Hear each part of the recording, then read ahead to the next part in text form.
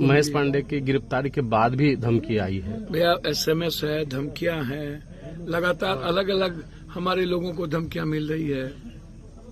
Recce हो रहा है, कल रात में भी रैकी हुआ मेरे गांव का, खुर्दा का।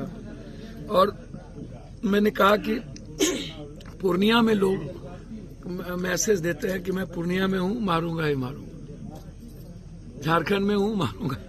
तो भैया हम काम कर ही रहे हैं, लगातार हम चल ही रहे हैं। कल से हम झारखंड में हैं, फिर हम महाराष्ट्र जाएंगे, बॉम्बे में 2 दिन हमें प्रोग्राम करना है, फिर हम बिहार आएंगे।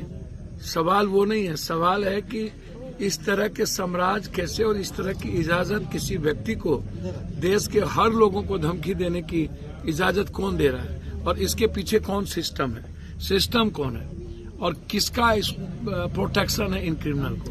बिना सत्ता और बिना सिस्टम के प्रोटेक्शन के किसी की हैसियत नहीं है किसी को धमकी देने की। जब आप एक तरफ बुलडोजर से बुलडोज कर देते हैं और चुन चुन के जाति के आधार पर क्रिमिनल को आप कहते हैं कि मैंने इनकाउंटर कर दिया, और एक जाति के इनकाउंटर की कोई बात नहीं होती है, तो मैं सरकार से 2 सवाल करना चाहता हूँ। एक सुशांत के मैटर पर, जिसकी हत्या बॉम्बे में हुई थी, तब भी मैंने ये सवाल किया था, आज भी कर रहा हूँ कि दोनों जगह सरकार होने के बाद आज तक आप न्याय नहीं दिला पाए।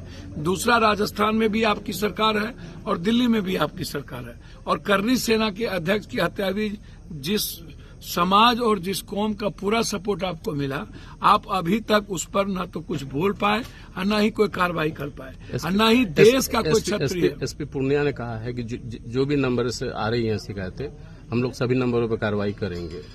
भैया मैं धन्यवाद देना चाहूंगा कि कानून हमेशा ऊपर रहे, मजबूत रहे, कानून के नेटवर्क के सामने किसी का नेटवर्क ना हो। और मैं पूर्णिया SP को खास तौर पर धन्यवाद दूंगा कि एक शुरुआत, उन्होंने अच्छी शुरुआत की, लेकिन जो लगातार लॉरियन या जेल से जैमर को बंद करके बात करवाने का प्रयास कर रहा था, वह व्यक्ति की गिरफ्तारी होना सख्त आवश्यक है। और